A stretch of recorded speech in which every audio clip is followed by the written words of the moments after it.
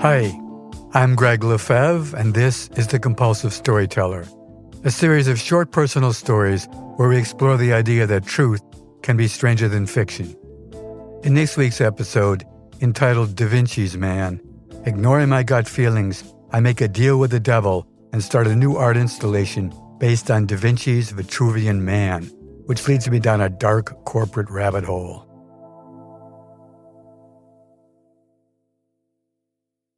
DaVinci's Man. They say you should always go with your gut. That's what I was going to do when a large corporation contacted me about doing an art project for them, and my gut told me, definitely not interested.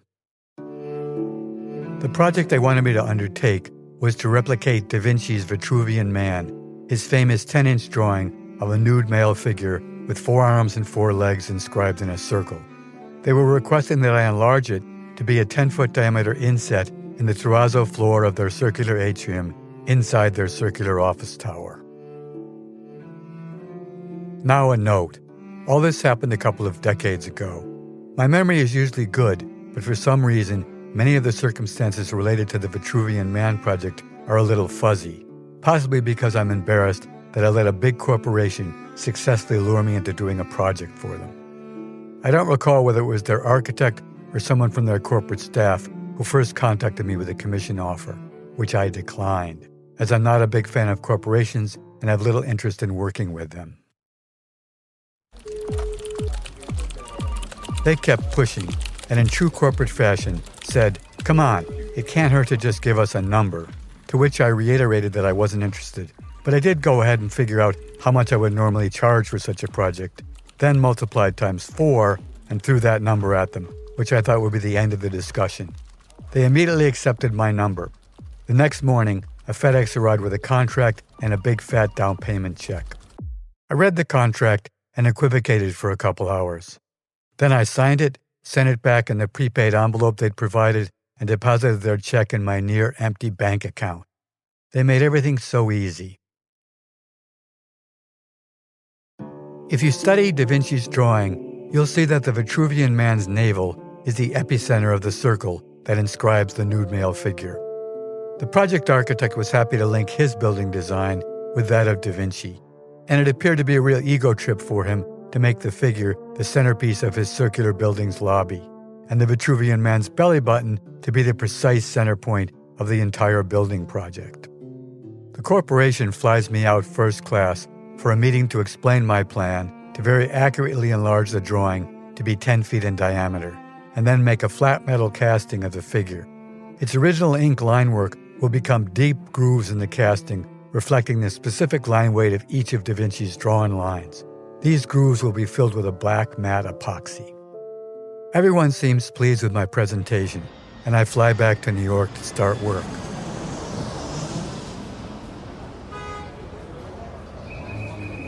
During the production of the project, a VP from the corporation named Russell has been designated to regularly check in with me, and I provide photographic documentation of my progress.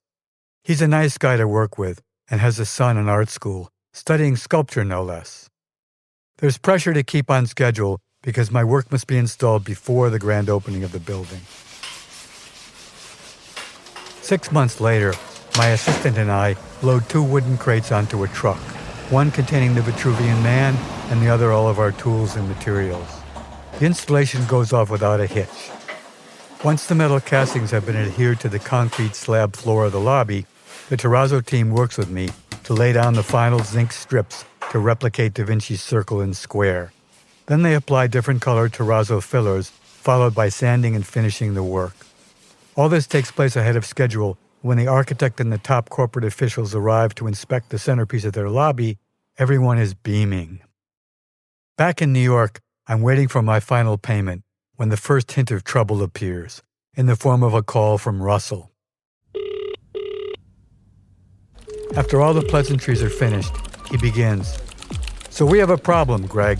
A number of the office tower's corporate tenants have complained about the full frontal nudity of the sculpture." "Hold on a second, Russell.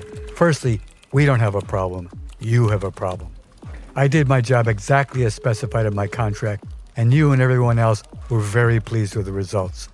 Secondly, it's DaVinci's design, not mine, and it's hardly a nude.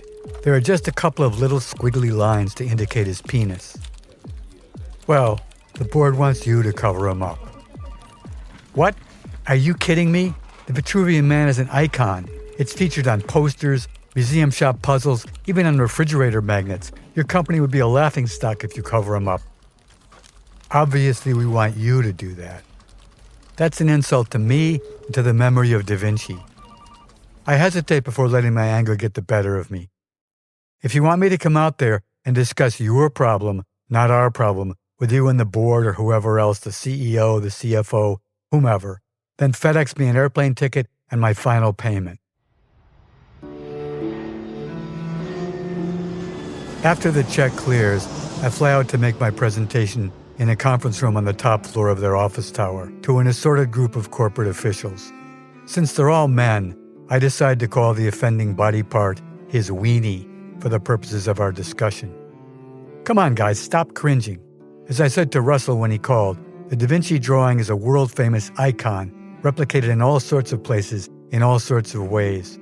It's even the logo of my HIP health insurance policy in New York. You're letting the feelings of a small percentage of your corporate tenants countermand your design decisions and your architect's work and my work. There is a momentary pause, and no one knows what to say. So I continue. Not only will I not cover him up, but I'll get an art lawyer to help me sue you. Works of art themselves actually have rights and can't be altered, at least not in New York, and I'll get plenty of press with this story. I understand also that you have an IPO coming up, and this will make a juicy article in the financial press. So come on, guys. I can't help but say this. Get some balls. No one laughs, and then the person chairing the meeting thanks me for coming, and I exit the conference room. I get back to New York, hoping that my threats will have done the trick, when I get another call from Russell. He begins, without any pleasantries this time. Greg, you know I'm a hardworking guy with a family. If you go ahead with any of the threats you've made, it will cost me my job. Oh, come on, Russell. I don't believe that. Really, Greg, I'm being totally truthful.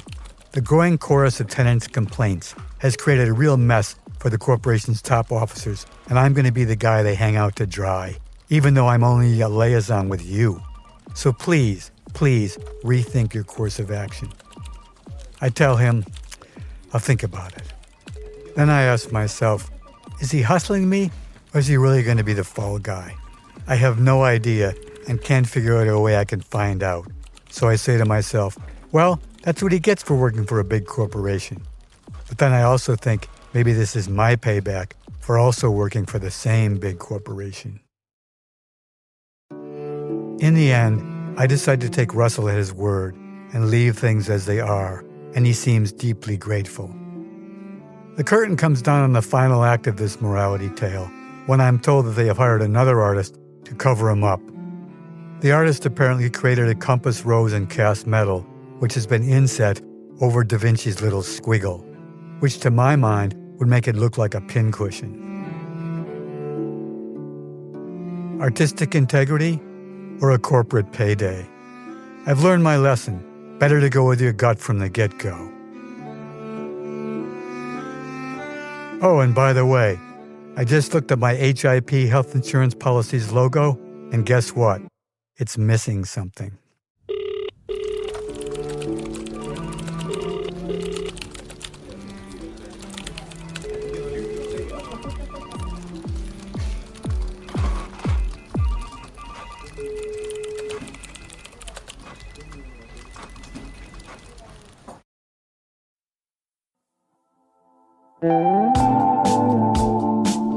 The Compulsive Storyteller is written and narrated by me, Greg Lefebvre, and co-produced with Peter Kokoma, who also made our theme song. If you enjoyed this episode, we'd love your help sharing the show. Please subscribe to The Compulsive Storyteller for free on Spotify, Apple, or wherever you listen, and it would be great if you could leave a review. Follow the show on Instagram @The Compulsive Storyteller, and check out our website for more info at thecompulsivestoryteller.com. Thanks for listening, and if you didn't like this one, the next one will be another story.